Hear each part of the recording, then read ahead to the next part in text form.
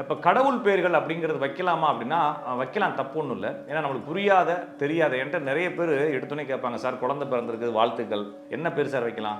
நான் பேர் வைக்கிறது அட்வைஸ் கொடுக்கல சார். டிவியில் ஃபுல்லாக பேரை பற்றியே பேசியிருக்கீங்களே. இல்லைங்கம்மா, பேர் வைக்கிறத பற்றி நான் பேர் இருக்கிறத பற்றி பேசுவேன், வைக்கிறத பற்றி இன்னொரு நபர்கிட்ட நீங்கள் ஆலோசனை கேட்காதீங்க. விநாயகர் என்ன செய்கிறாரு, கொஞ்சம் சோக்கா பக்கத்துலேயே அம்மா நீங்கள் தான் எங்களுக்கு உலகம் அப்படின்னு சொல்லி அப்படியே தாஜா பண்ணி சுற்றி வந்து இதை வாங்கிடுறாரு. இவர் மயில் எடுத்துகிட்டு ஊரெல்லாம் சுற்றி வந்தவர் டென்ஷன் ஆயிடுறாரு இல்லையா? அப்போ முருகன்னு பேர் வச்சுருக்கவங்களுடைய வாழ்க்கை முழுவதும் இதே மாதிரி தான் இருக்கும். அவங்க ப்ராப்பராக இருக்கிறதா நினச்சிக்கிட்டு ரொம்ப ப்ராப்பராக செஞ்சு கடைசியில் எதுவும் கிடைக்காம சண்டையாகி துரோகங்களை சந்திப்பாங்க. இவங்களுக்கு முன்னாலே ஒருத்தன் டெக்னிக்கலாக வேலையை பார்த்துட்டு சம்பாரிச்சிட்டு போயிடும். அப்போ முருகனுடைய பேர் வச்சா இதுதான் நடக்கும். என் பேர் சரவணன், எங்கள் அண்ணன் பேர் சரவணன், எங்கள் மாமா பேர் சரவணன், ஆகலையே. அசோக்கு, எங்கள் அண்ணன் பேர் அசோக்கு, என் பேர் அசோக்கு, எனக்கு ஒன்றும் ஆகலையே. இப்படின்னு நீங்கள் பேசுறதெல்லாம் சரிதான். இப்போ இன்னும் ஆகலைன்றதான் நான் சொல்ல வேண்டியது இருக்கு இல்லைங்களா? அப்போ நீங்கள் கவனமாக இருக்குன்னு தானே சொல்கிறேன்.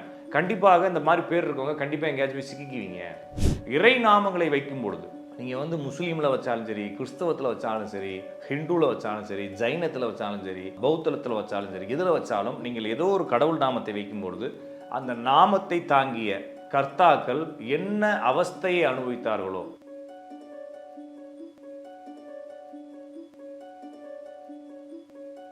பக்தி கஃபே நேயர்கள் அனைவருக்கும் வணக்கம். நான் உங்கள் ஜோதிடன் ராஜநாடி காப்பா. மீண்டும் இந்த காணொளி வாயிலாக உங்களை சந்திப்பதில் மிகுந்த மகிழ்ச்சி. இந்த சேனலில் நிறைய ஜோதிட தகவல்கள், ஆன்மீக தகவல்களை பார்த்துட்டு வரோம். அதன் தொடர்ச்சியாக இந்த வீடியோவில் நம்ம பார்க்கக்கூடிய விஷயம், போன 2 வீடியோவில் பேர்கள் எப்படி அமையுது, பேர்கள் நம்மளுடைய வாழ்க்கையில் எப்படி இம்பாக்ட் ஏற்படுத்துது, ஒரு பேரை வச்சு அவருடைய வாழ்க்கையில் என்னத்தை புரிஞ்சுக்கலாம், என்னென்ன விஷயத்தினால அந்த பேர் வருது அப்படின்ற தகவல்களை சின்ன சின்ன விஷயங்களை பார்த்தோம். ஆண் தனியாக பெண் தனியாக பார்த்தோம். இன்றைக்கி நம்ம பார்க்கக்கூடியது ஆண் பெண் யாராக இருந்தாலும் இந்த கடவுள் பேர்களை வைக்கலாமா? சொடலமாட அப்படின்னு வைக்கலாமா? கருப்புன்னு வைக்கலாமா?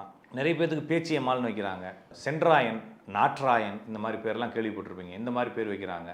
கடவுள் நாமங்கள் நிறைய பேர் திருப்பதின்னு வைக்கிறாங்க, வெங்கடாச்சலம்னு வைக்கிறாங்க. முருகன் மேலே எனக்கு ரொம்ப நம்பிக்கை சார், முருகன் மேலே எனக்கு ரொம்ப அலாதி பிரியம், பையனுக்கு எல்லாத்துக்கும் முருகனுடைய பேர்களே வச்சுருக்குறோம்.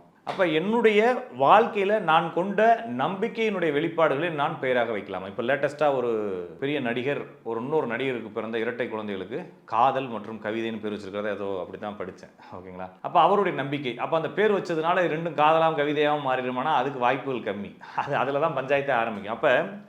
இப்போ கடவுள் பேர்கள் அப்படிங்கிறது வைக்கலாமா அப்படின்னா வைக்கலாம், தப்பு ஒன்றும் இல்லை. ஏன்னா நம்மளுக்கு புரியாத தெரியாத என்கிட்ட நிறைய பேர் எடுத்துனே கேட்பாங்க, சார் குழந்தை பிறந்திருக்குது வாழ்த்துக்கள், என்ன பேர் சார் வைக்கலாம்? நான் பேர் வைக்கிறது அட்வைஸ் கொடுக்கல சார். டிவியில் ஃபுல்லாக பேரை பற்றியே பேசியிருக்கீங்களே. இல்லைங்கம்மா, பேர் வைக்கிறத பற்றி நான் பேர் இருக்கிறத பற்றி பேசுவேன், வைக்கிறத பற்றி இன்னொரு நபர்கிட்ட நீங்கள் ஆலோசனை கேட்காதீங்க. ஏன்னா குழந்தையை பெற்றது நீங்கள், குழந்தை வளரப்போது உங்களுக்கு, உங்களுடைய அடையாளமாக அந்த குழந்தை வளரப்போகுது. அதுக்கு போய் எதுக்கு இன்னொருத்தன் சொல்கிற ஐடியாவை கேட்டு பேர் வைக்கிறீங்க? சந்தோஷமாக கடைசி வரைக்கும் நான் பெற்ற உள்ள நான் வச்ச பேருன்னு பெருமை அடிச்சுட்டு போக வேண்டியதானே. எனவே புரியக்கூடிய பெயராக, உங்களுக்கு பிடித்த பெயராக உங்கள் வாழ்க்கையில் ரொம்ப, இப்போ நான் வந்து ஒரு கம்யூனிசத்தில் இருக்கிறேன். நான் உண்மையிலே கம்யூனிஸ்டில் இருந்தேன் கொஞ்சம் நாளைக்கு முன்னால். அப்போல்லாம் பார்த்தீங்கன்னா என்னுடைய ஃப்ரெண்டுக்கு பேர், அவங்களுடைய ஃப்ரெண்டுடைய குழந்தைகளுக்கு பிறந்த பேர் எல்லாத்துலேயும் பார்த்தீங்க அப்படின்னா Lenin, marks, Engels, Gargi, Maxim Gargi, சே குவாரே, இந்த மாதிரி பேர்லாம் வச்சாங்க. எனக்கு தெரிஞ்ச ஒரு ஃப்ரெண்டு வந்து பேப்பர்னு பேர் வச்சார் தன்னுடைய குழந்தைக்கு. என்னடா பேப்பர்னு பேர் வச்சிருக்கேன்னு கேட்டேன். இல்லைடா, எந்த ஊருக்கு போனாலும் பொழைச்சிக்குவான்.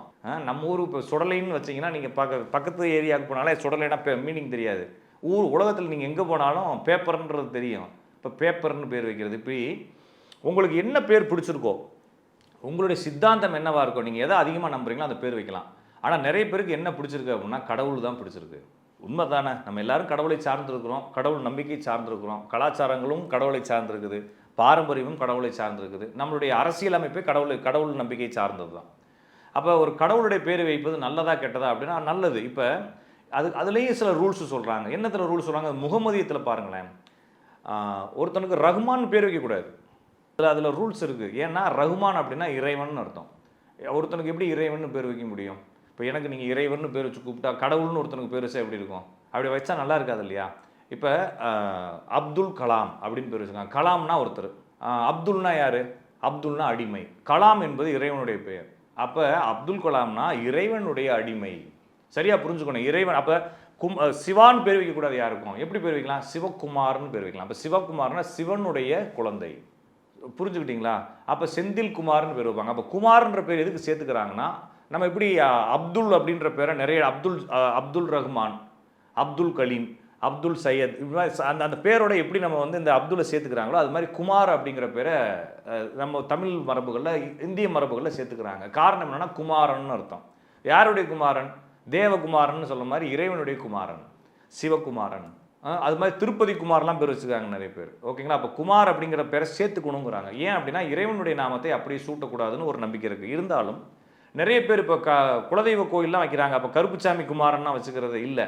இப்போ கருப்புசாமின்னு பேர் வச்சுக்கிறது, சுடலை மாடன்னு பேர் வச்சுக்கிறது, ஏழுமலையான்னு பேர் வச்சுக்கிறது, இதெல்லாமே வந்து நல்லது. இது எதுக்காக நல்லது அப்படின்னா, ஒரு தெரியாத புரியாத பேர்களை கொண்டு வந்து வைப்பதை விட தெரிந்த பேரை வைத்துக் கொள்வது நல்லது. இதில் என்ன பிரச்சனை அப்படின்னா, நம்மளுக்கு நேரடியாக அந்த பேர்கள் என்ன கிரகத்தை குறிக்கும் தெரிஞ்சு போயிடும். அதில் நீங்கள் கொஞ்சம் அவேர்னஸாக இருக்கலாம். இன்னொரு விஷயம், அந்த கடவுள் அவதாரங்கள், இப்போ முருகனுடைய கதையை எடுத்துக்கோமே. முருகனுடைய கதை என்ன அப்படின்னா, அவர் முருகனுடைய சும்மா சிம்பிளாக எல்லாருக்குமே தெரிஞ்சது, அவர் பழனி மலைக்கு போனார் அப்படின்னா, ஏதோ ஒரு பழத்தை யாரோ கொண்டு வந்து, நாரதர் கொண்டு வந்து கொடுக்குறாரு. அப்போ உலகத்தை சுற்றி வந்தால் இந்த பழம் அவங்களுக்கு அப்படின்றப்ப விநாயகர் என்ன செய்கிறாரு, கொஞ்சம் சோக்கா பக்கத்துலேயே, அம்மா நீங்கள் தான் எங்களுக்கு உலகம் அப்படின்னு சொல்லி அப்படியே தாஜா பண்ணி சுற்றி வந்து இதை வாங்கிடுறாரு. இவர் மயில் எடுத்துகிட்டு ஊரெல்லாம் சுற்றி வந்தவர் டென்ஷன் ஆகிடுறாரு இல்லையா? அப்போ முருகன்னு பேர் வச்சுருக்கவங்களுடைய வாழ்க்கை முழுவதும் இதே மாதிரி தான் இருக்கும். அவங்க ப்ராப்பராக இருக்கிறதா நினச்சிக்கிட்டு ரொம்ப ப்ராப்பராக செஞ்சு கடைசியில் எதுவும் கிடைக்காம சண்டையாகி துரோகங்களை சந்திப்பாங்க. இவங்களுக்கு முன்னாலே ஒருத்தன் டெக்னிக்கலாக வேலையை பார்த்துட்டு சம்பாரிச்சுட்டு போயிடும். அப்போ முருகனுடைய பேர் வச்சா இதுதான் நடக்கும். ஏன்னா முருகனுடைய அப்போ என்னன்னா, ஏற்கனவே இந்த பேரில் வாழ்ந்தவர்கள் இருக்கிறார்கள். சரி, உங்களுக்கு வாழ்ந்தவர்களுடைய வரலாறு தான் தெரியாதுன்னா, வாழ்ந்த கடவுள்களே இருக்கிறாங்கன்றப்ப அந்த கடவுளுடைய வரலாறை படித்துக்கொள்ள வேண்டியது. அப்போ வந்து என்னென்ன கடவுளுக்கு நீங்கள் பேர் வைக்கிறீங்களோ, இப்போ திருப்பதின்னு பேர் வச்சா அது திருப்பதிக்கு என்ன பேர் இருக்குது? அவங்க மேலே திருப்பதி இருப்பார், அவங்களுடைய ஒய்ஃபு கீழே இருப்பாங்க இல்லையா? இது மாதிரி அவங்க வாழ்க்கை ஃபுல்லாக ஆகிட்டா என்ன ஆகும்? இப்போ புரியும்னு நினைக்கிறேன். அப்போ ஐயப்பன்னு பேர் வச்சா அவரும் தனியாக தான் இருக்கிறாரு.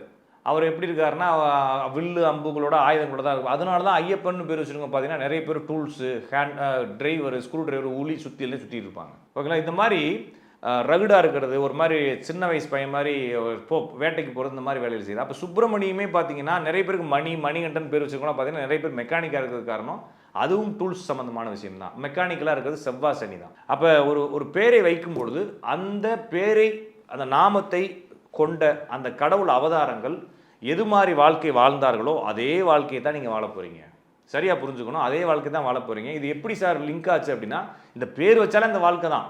இப்போ ஒருத்தர் என்கிட்ட கேட்டார், சார் சரவணன் அப்படிங்கிறது முருகனுடைய பேர் இல்லையா? சரவணன் அப்படிங்கிறது முருகனுடைய நாமம் இல்லையா? அதை போய் நீங்கள் அனாவசியமாக என்ன சொல்கிறீங்க, 2 திருமணம் சொல்லிட்டீங்களே சார் அப்படிங்கிறாரு. அப்போ நான் என்ன கேட்குறேன்னா, முருகனுக்கு எத்தனை திருமணம்னு கேட்டேன். அவருக்கு, சார் ஆமாம் சார் நீங்கள் சொல்கிறது சரியாக தான் இருக்குது. அப்போ சரவணன் அப்படின்னு பேர் வச்சா அந்த 2 உறவுகளை ஏற்படுத்துது அப்படிங்கிறப்ப இங்கே சரவணன் பேர் வச்சதுனாலே வந்துடுது. அப்போ சார் நான் வேறு பேர் வச்சா சரியாயிருமா? விதி இருக்கிறதுனால அந்த பேரே வருது.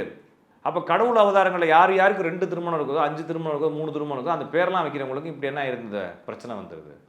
என் பேர் சரவணே, எங்கள் அண்ணன் பேர் சரவணே, எங்கள் மாமா பேர் சரவணே, ஆகலையே. அசோக்கு, எங்கள் அண்ணன் பேர் அசோக்கு, என் பேர் அசோக்கு, எனக்கு ஒன்றும் ஆகலையே இப்படின்னு நீங்கள் பேசுறதெல்லாம் சரிதான். இப்போ இன்னும் ஆகலைன்றதான் நான் சொல்ல வேண்டியது இருக்குது இல்லைங்களா? அப்போ நீங்கள் கவனமாக இருக்குன்னு தானே சொல்கிறேன். கண்டிப்பாக இந்த மாதிரி பேர் இருக்கவங்க கண்டிப்பாக எங்கேயாச்சும் போய் சிக்கிக்குவீங்க அப்படின்றத என்னுடைய அனுபவத்தில் சொல்கிறேன் சார். நீங்கள் வந்து செக் பண்ணி பார்த்துட்டு சொல்லுங்கள். நீங்கள் இப்போயே அவசரப்படாதீங்க சரிங்களா? இப்போ வந்து கொரோனா வருவோம் அப்படின்னு சொன்னாங்க. எனக்கெல்லாம் கொரோனா வராதுன்னு எத்தனை பேர் வீம்பா சுற்றுறோம் நம்ம. எல்லாத்துக்கும் வந்து லொக்குன்னு இரும்பிட்டு வீட்டில் படுத்துக்கணும் இல்லையா? அது மாதிரி இது வந்து என்னுடைய அனுபவத்தில் பார்ப்பது. இந்தந்த கிரகங்கள் இணைஞ்சா தான் இந்த பேர் வரும்னு நம்ம சொல்கிறோம். இந்த பேர் வந்தால் இந்த பிரச்சனை இருக்குன்னு சொல்கிறோமே தவிர, அப்போ சரவணன் பேர் வச்சவங்கன்னா குறை சொல்ல, கொஞ்சம் கவனமாக இருங்கன்னு சொல்கிறேன். உங்களுக்கு ஒரு இடத்துல திருப்பத்தில் ஆக்சிடென்ட் ஆகுது அப்படின்னா, நான் எப்படா பிரேக் என் கையில் இருக்குது, கண்ட்ரோல் என்கிட்ட இருக்குது, நான் வீம்புக்கு போக வேண்டாம்னு சொல்லி போனால் பேர்ந்து உட்கார வேண்டியதான் இல்லைங்களா?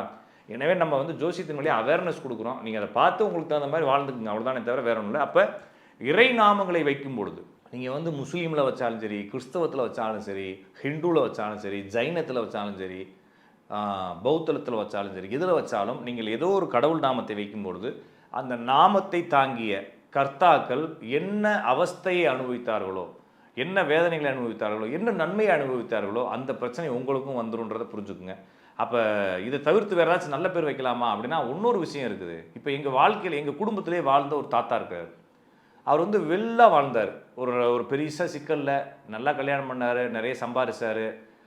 இப்படி பேராக வச்சுக்கிறது பெட்டர். ஒரு கடவுள் நாமத்தை விட எனது தாத்தா, எனது மாமா, எனது முன்னால் 4 தலைமுறைக்கு முன்னால் வாழ்ந்த தாத்தாக்கள், ஏன்னா உங்களோட ஒட்டிய பெயர், உங்களுடைய ஜாதத்தில் கூடிய பேர் அப்படி ஒட்டி வருது. அவங்க உங்களுடைய வழியிலே நல்லா வாழ்ந்திருக்காங்க, நிம்மதியாக வாழ்ந்திருக்காங்க அப்படின்னா அவங்களுடைய நாமத்தை வைப்பது இன்னுமே சிறப்பு. இன்னொரு விஷயம், இந்த நட்சத்திர நாமங்கள்னு சொல்கிறது, அஸ்வினிக்கு இந்த லெட்டரு, பரணிக்கு இந்த லெட்டர் அப்படிங்கிறது வைக்கலாமா வேணாமான்ற கேள்வி நிறைய பேர் என்கிட்ட கேட்குறாங்க. அது உங்களுக்கு வைக்கணும்னு நினச்சா வைங்க. ஏன்னா நாளைக்கு பிள்ளை வளர்ந்ததுக்கப்புறமா எனக்கு நட்சத்திரத்துக்கு இந்த லெட்டர் வருது, எங்கள் அப்பா இந்த பேர் வைக்கலேன்னு சொல்லி உங்களை குறை சொல்லக்கூடாது. அப்போ வச்சா நான் கோடீஸ்வரன் ஆயிடுவேன்னா அப்படிலாம் வைக்கவும் கோடீஸ்வரன் ஆகிறது உங்களுக்கு ஈஸியான வழிங்க. இப்போ சாய்ஸு, நான் ஒரு இடத்துல படித்தேன், ஒரு பிஸ்னஸ் மேனேஜ்மெண்ட்டு ஒரு இடத்துல இதை பற்றி தெரிஞ்சுக்கும்பொழுது, ஒரு ஐஸ்கிரீம் பார்லருக்குள்ளே போகிறீங்க, அங்கே போனோடனே ஒரு மொத்தம் 25 வெரைட்டி இருக்குது அப்படின்ற மாதிரி ஒரு ஐஸ்கிரீம் கடை இருக்குது. அந்த கடையில் வந்து கஸ்டமர் உள்ளே என்ட்ரான உடனே அந்த என்ட்ரானதுலேருந்து அந்த கஸ்டமர் வந்து பர்ச்சேஸ் பண்ணுற வரைக்கும் இருக்கக்கூடிய டைமிங்கை ஒரு கால்குலேட் பண்ணுறாங்க.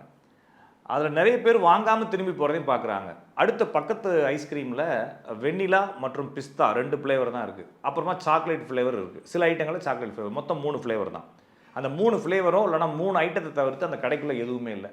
அந்த கடைக்குள்ளே வரக்கூடிய கஸ்டமர் எப்படி இருக்காங்க அப்படின்னா, அவங்க வந்து கொஞ்சம் நேரத்தில் அவங்க அந்த ப்ராடக்டை செலக்ட் பண்ணுறதுக்கான டைமிங் ரொம்ப கம்மியாக இருக்குது. வந்தவங்களில் நிறைய பேர் எல்லா பொருளையும் வாங்கிடுறாங்க. வந்தவங்க ஏதாச்சும் ஒரு பொருள் வாங்கிறாங்க. அப்போ என்னென்னா, மக்களுக்கு சாய்ஸ் எவ்வளோ கம்மியாக இருக்கோ அந்தளவுக்கு அந்த பொருளை வந்து அவங்க வேகமாக கைப்பற்றிடுறாங்க. அது மட்டும் இல்லாமல் அவங்களுக்கு கைப்பற்றுறதுக்கான நேரம் எவ்வளோ கம்மியாக இருக்கோ அவங்க ஈஸியாக பிக்கப் பண்ணிடுறாங்க. ஒருத்தவங்க யோசிக்க விட்டோம்னா வாங்க மாட்டான்.